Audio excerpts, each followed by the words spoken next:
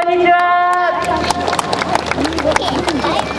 桐山さん、桐山ひとみさんのためにこれほど多くの皆様方お集まりいただきましたこと、まずもって御礼を申し上げます。都民ファーストの会代表小池百合子でございます。どうぞよろしくお願いを申し上げます。なんだか一雨来そうなそんな空模様でございますが、私本日は都議選のちょうど中日になると、これからラストスパートをかける桐山さんに皆様方のもう一押しをお願いしたいと思って、こちらひばりが丘の方にやってまいりました。私ども都民ファーストの会は都民目線で、そして何よりも都民がファーストで、そのものなんですけれども、当たり前の東京にしていく、当たり前の都政を確保していく、そのために古い議会から新しい議会に変えていきましょう。その構成員である議会議員として、その候補者として桐山ひとみさんのような、もうすでに議会経験はたっぷりあります。そして議会のボタンの押しどころ、そしてまた行政のボタンの押しどころをよく分かったこのような桐山さんにぜひとも新宿に行ってほしい、いえ新宿に来てほしい、そして私と共に東京大改革を一緒にやってほしいと、このように思っているんですが、皆さんいかがでございましょうか。東京大改革っていうけど何のことと皆さんおっしゃるかもしれません。前の知事さんが海外にいらした時にどれぐらいお金がかかったのか、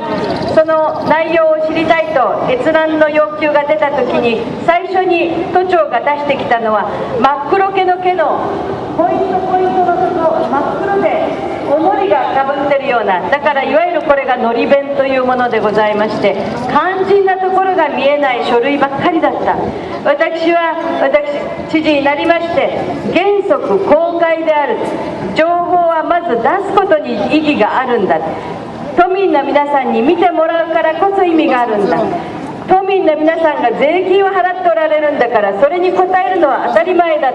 企業だったら当たり前のことを行政がなんでできない、このような考え方から先日行われました議会におきましても、情報公開条例これを改正し強化いたしましたし、そしてまた公文書管理についての条例もしっかりと設けたところでございます。今も政府との間でいろいろやってるじゃないですか。のり弁の資料しか出てこなかったのがだんだん剥がされて、いやこれは怪文書だ、否だというような、そんなやり取りが続いている。そうではなくて、基本的には情報は公開するんだ、そこから始めるという、そういう都政にしていきたいと考えているんですが、皆さんご賛同いただけますでしょうか。当たり前の話なんですよね、これって普通の話。そのことをですね、私は議会の方ももっと透明度を高めようと言って、都庁側の方に都政側の方にビシッと言ってくれるような議会でないといけないのに、これまではチェックをするどころか地下の空間がないということなんか、議会にも知らされなかったというか、知ってたのに知らなかった、いろいろあるでしょうけれども、私は何よりも情報公開、皆さんに知らせる、透明化、見える化、これこそが議会を、そして都政を普通にしていく、普通にしていって満足の高い、そういう東京都政にしていく、私はそのことを目指しているところでございます。さあ皆さん、このひばりが丘、ここの駅前もいろいろ再開発なのではございましょうか。これから東京も大きく変わっていくところ、そして特にこの多摩の地域におきましては、多摩格差という言葉が使われるように、交通の問題も東西と南北といろいろとまだこれからもやって、取り組んでいかなければならない点は多々ございます。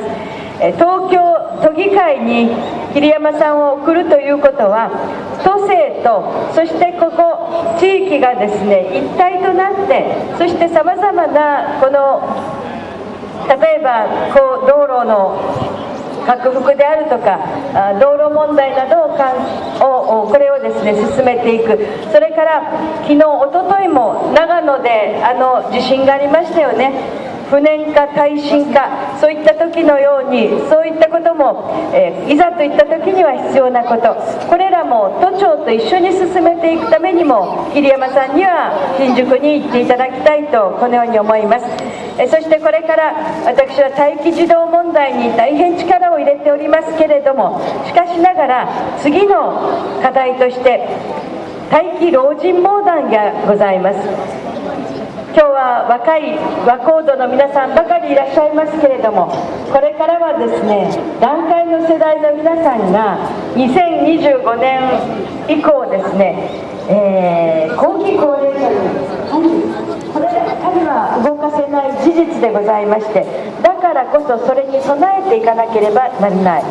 そのためには病床は足りない、つまり病院が足りない、そしてさまざまな介護も足りない、ホームも足りない、こういったことを今から見据えて準備をしておく。そしてまたかつては自宅で皆さん最後を迎えたという、これが8割、病院が2割、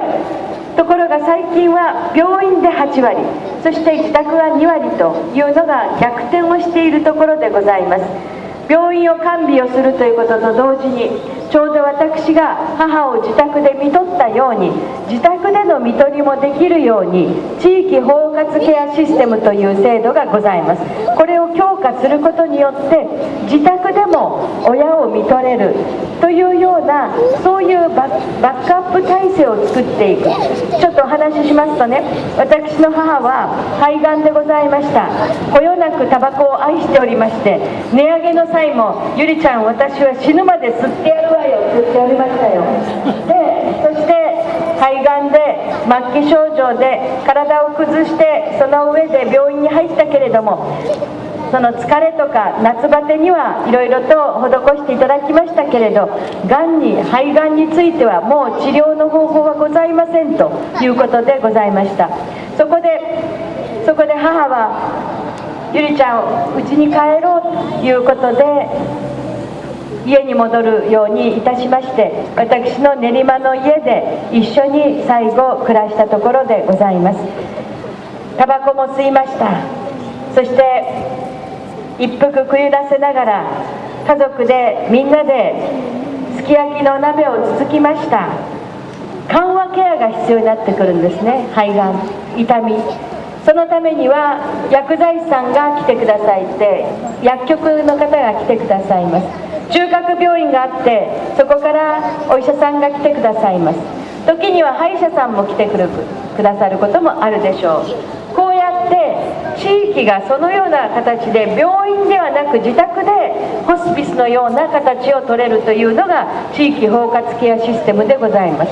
母は最後にすき焼きを一緒にお肉をつつきながら、最後プカーッとタバコを吸いながら、ちなみに私ども都民ファーストの会は子どもたちに対してこの受動喫煙をできないような形にするためのいろんな条例案を考えております。それからホスピスにおいても、いわゆる自宅じゃなくてホスピスにおいても、お医者さんの許可があればタバコが吸えるというような場所を作った方がいいんじゃないかと。その方が精神が安定するならばその方がいいじゃないか。ただただ何平米以上はダメ、何平米以下はいいなどというような話ではなくて、人を中心にして考えるのが都民ファーストの考え方でございます。いずれいたしましても、母はあっという間にあの世に行ってしまいましたけれども、最後家族とみんなで豊かな時間を過ごせたことは、私なりに納得満足をしているところでございます。選択できるようにしておきます。病院の方、そしてまた症状に合わせて必要なこと、それをやっていきたい。さあ皆さん、その前に健康で長生きしましょう。桐山さんはまさしく健康で長生きする、そのことをずっと市議会でもお訴えしてこられた方でございます。体操のお姉さんとして、また新体操の選手として、これまでもまさしくスポーツをベースにどうやって元気な体を保っていくのか、先頭に立ってこられた方でございます。これからまさかの時のための準備はしますけれども、でも健康で長生きをする、これはみんなである時は努力もしなければなりません。そしてみんな東京都民は大変元気だという健康寿命を伸ばせるように、私はこの桐山さんに都議会議員として頑張ってもらいたい。ちなみに50人の都民ファーストの会の候補者のうち17名が女性でございます。女性でございます。女性、これがこの女性議員が、いろいろと女性議員今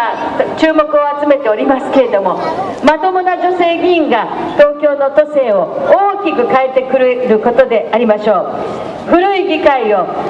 新しい議会にしましょう。桐山ひとみさんと